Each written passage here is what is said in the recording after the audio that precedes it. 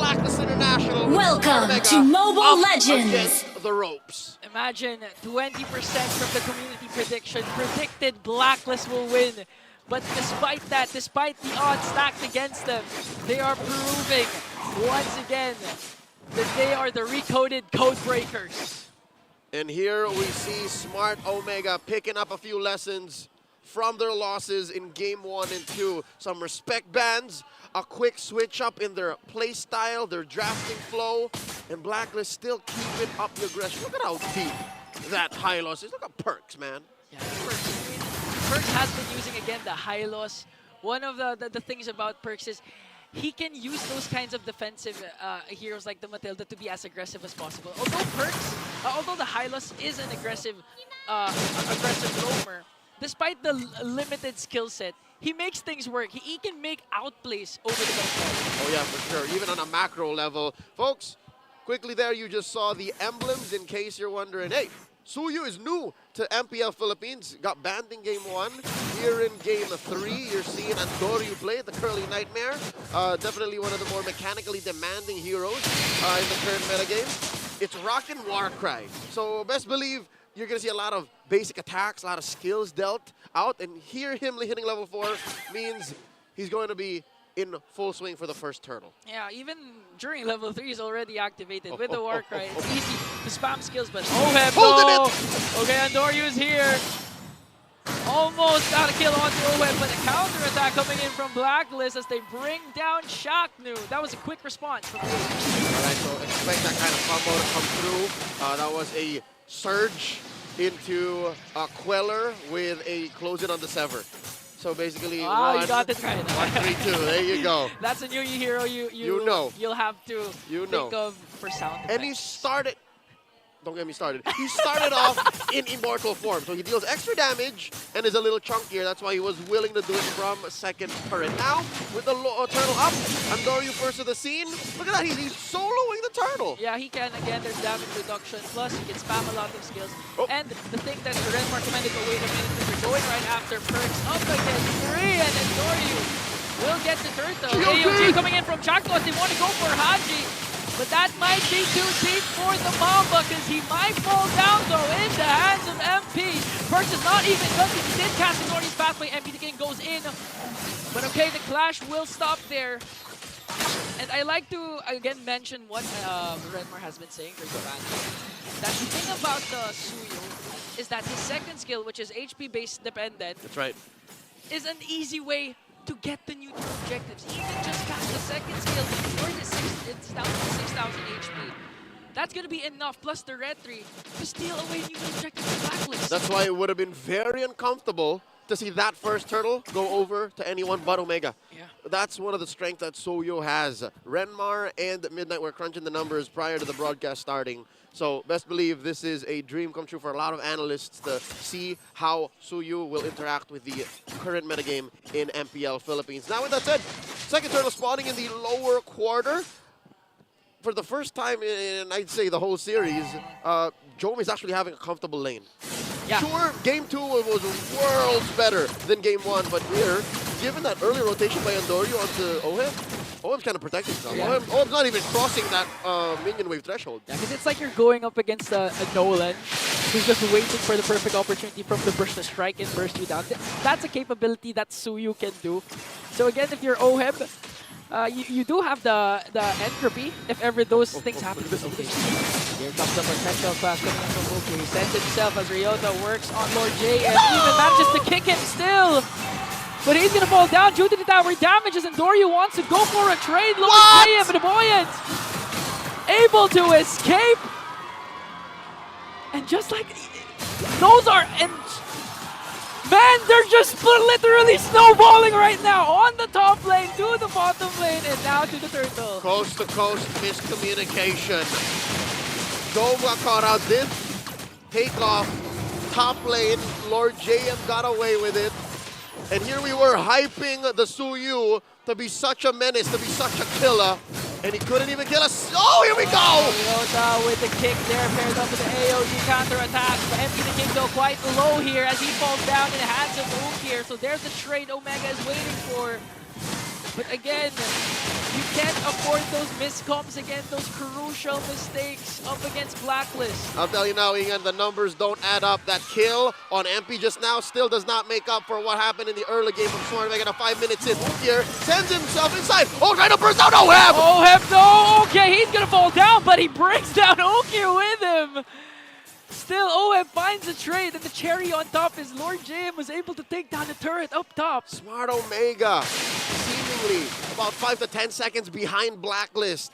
In their head, it looks like they know what the correct thing to do is, or the plan, right? But it seems like in execution, it takes a while for it to go to their brain to send those electrons and those surges down to their nerves and to do it actually. Yeah, it's a very fast-paced game. You can't blame them. It requires a lot of coordination.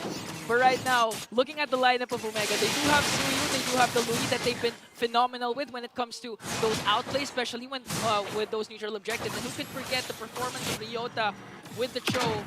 When it comes to crucial crunch times, you can expect Ryota to get a huge way of the Dragon. Which is going to be key, given that OHEB is rocking the Purify. So if he finds OHEB some way somehow, forces that pop on the Purify, even Lord JM, then all the more Shocknews AOGs should matter. Even Ukir with the yin and yang, the polar, and even Andaryu. There's some good CC there. Now check this out, the diversion. Finds Ukir and Ryota down here. Shocknew looking for the sandwich play. Haji from the flank. Oh, he's going for the push. Just want to go for objectives right now. Just try to play passive as possible. Again, Blacklist still has the lead. And now they're going to go for a trade because they know that MPT will try and work up. But here comes the Suyu. Will we see a Retribution steal? Because it's really going to be easy for him! And that's what the panel has been saying, but Blacklist is now mad. They want to go for the counter-attack. Back to goes in for the AOG. Jome as well. Will he be able to cast the ultimate? He doesn't need to because Haji will fall down. And Ryota wants to go for another pick-off though. As they work onto the middle lane, Lord JM has to walk away. And this is the answer the Barangay has for Blacklist. A single surge into a Sever, plus the Retribution, took away what MP the King was cooking. And Andaryu takes that last turtle for the Barangay, plus a push in mid and top. Yeah, the problem for Blacklist right now is how do you deal with the Suyu? Midnight Renmar mentioned this during our bonding. Nothing short of a Kaja. Kaja Kupra only. You need the suppress, you need the catch. And right now, they can only rely... Yeah, Franco. They can only rely on the first skill of Perks. The stun. And a perfect Frigid Glacier. Yeah, but the problem is, with the cooldowns of the skills of Suyu, it's easy to avoid the casting of the Frigid Glacier. So it's going to be tough. We're seeing a spike in Omega's efficiency. Ladies and gentlemen, there's a small gap between MP and Andaryu, but a larger gap here between mid lane. You see this, about 1,000 gold between Ukir and Haji. Ukir left out more often in game 2, right? Like, they were doing great with that E, but he would be the only one left. Here, I think this is the perfect hero for him now. Yeah, honestly, Ukir has been using the diversion a lot of times, even just sending out himself. Quick rotations. Literally quick rotation, just to try and make sure OHEB is not having a good time.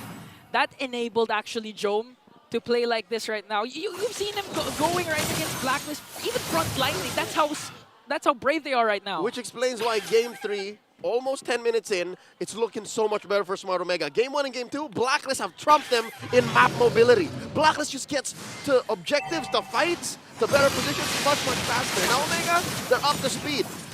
It just sucks for the Barangay that it took 2 games for them to get to this point. Yeah, and again, even though those are the cases right now, Blacklist still has Haji one Frigid Glacier away from, sweeping Omega. So if the KDA machine performs well, you know it's going to happen. But speaking of Haji, into the back, look at Haji! Speaking of Haji, they just literally sent 3 members just to bring him down. Here comes the glorious pathway. Jome on the other hand, though, still has Cat's ultimate track, just zoning out the backline with the AOG. Lord JM! Down as Lord JM, Mplph down, and Ando, Big J! OHEB counters attack with a kill onto Shocknew. And that's a 2 for 1 trade for Omega. Curly Nightmare in full control, Perks just pop! What did we tell you? This Suyu is a menace!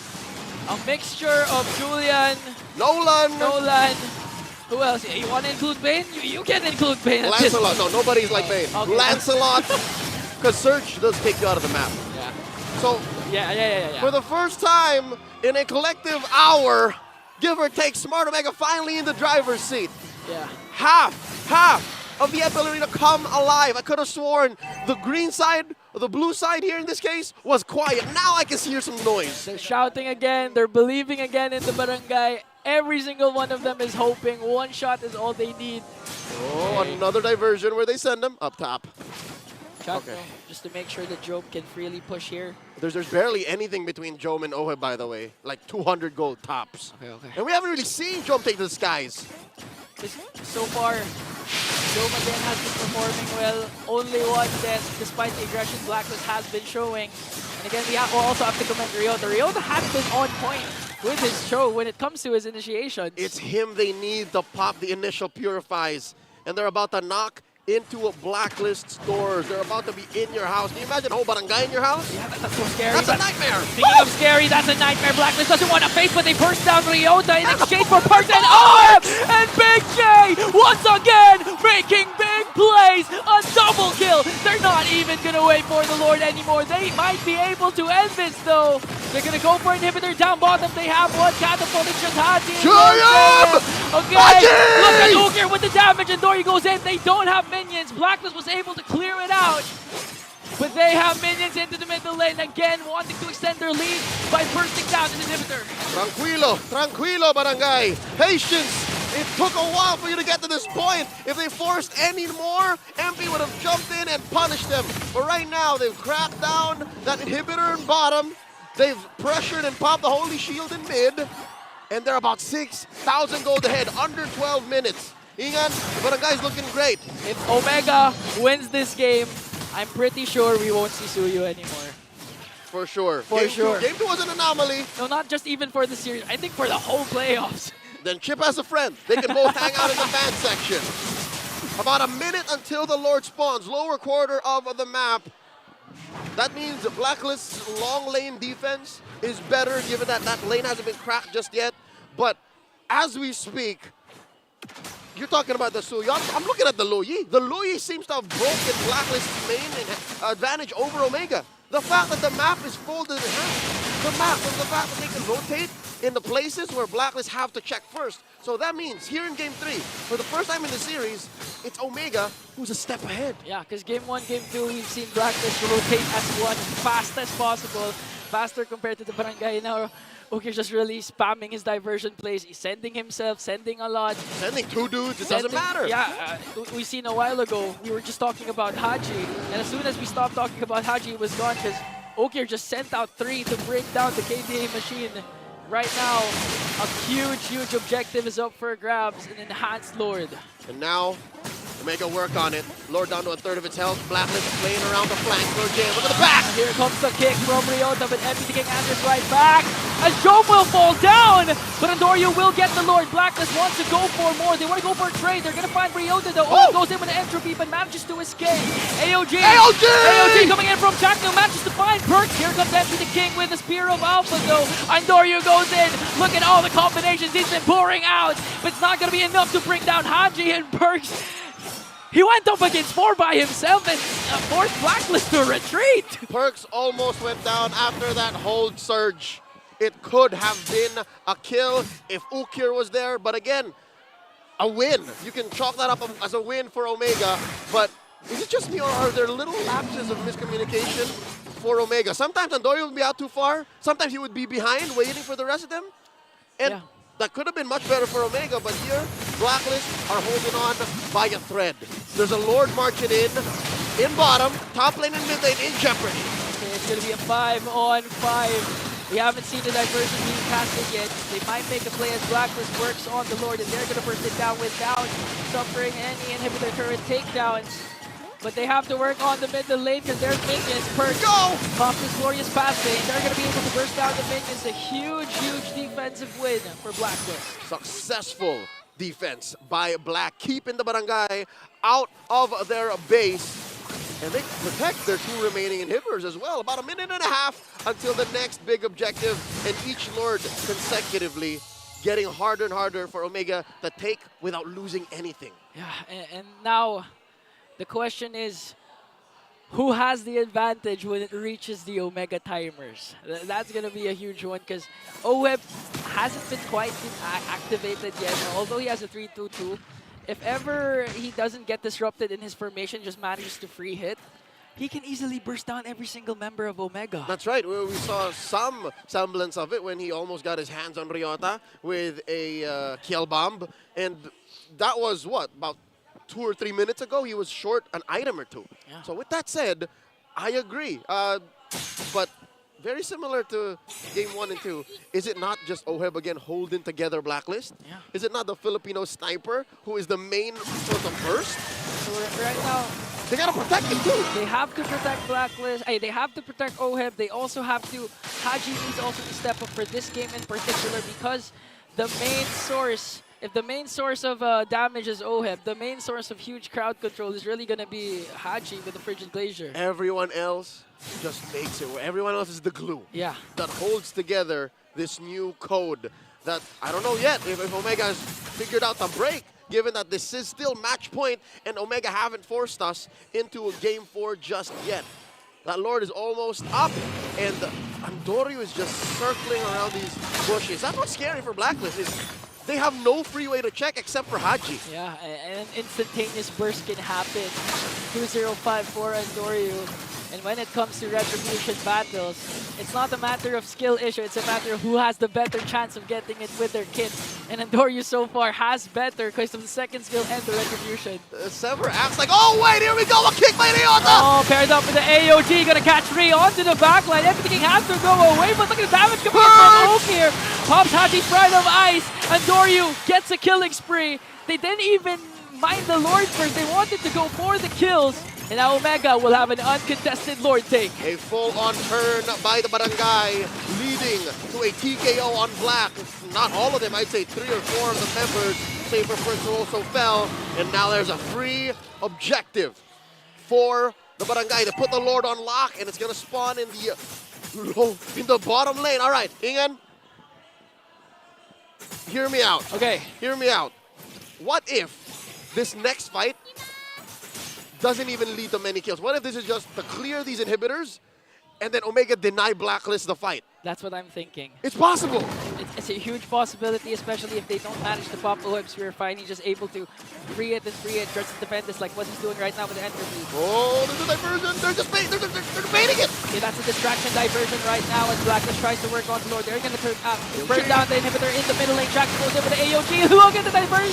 This burst rotation coming in from Oki. Captain 4 into damage. Burst has to walk away. Has to heal up though. They're able to take care of the minions, but right now there's one middle lane. Top lane not yet covered, so Blacklist has one inhibitor left, and right now they're taking a page out of the book of Omega, which is just defense. Hold on, eventually we can come back. As long as this base stands, so do we. And as long as we stand, we fight. And as long as we fight, we have the chance to prevail. 2 lives in the upper bracket await.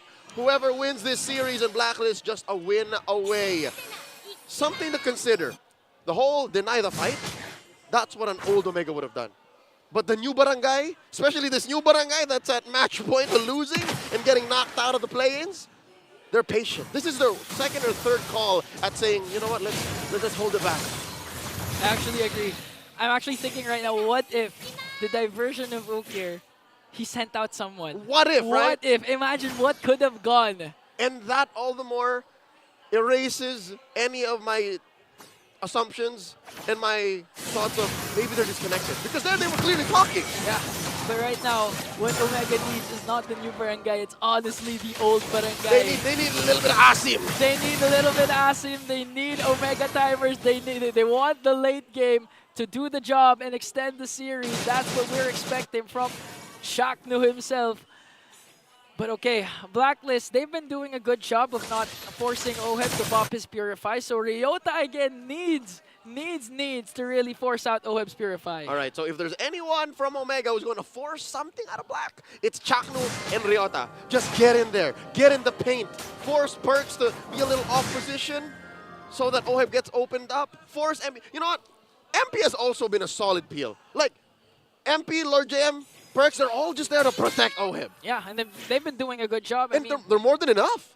Whenever they see someone getting close to Oheb, MP the King casts a Spear of Alpha right away. The moment I see MP the King, step on the clutch and switch it up into aggressive mode, and he starts killing people, that's when you know Blacklist is in control. That's going to be a problem for Omega.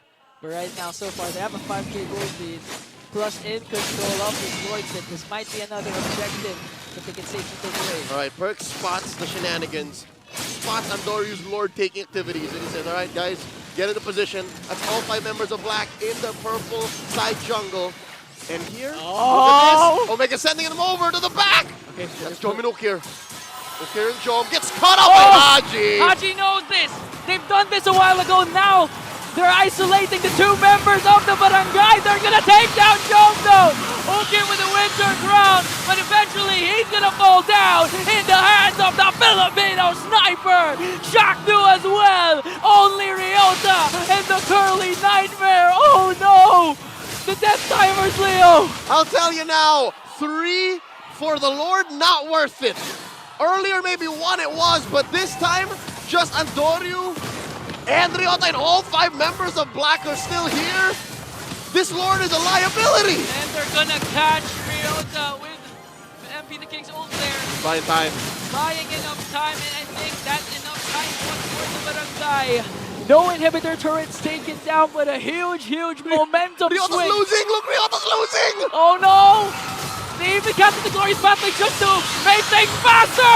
And we are on the verge of a major upset! Blacklist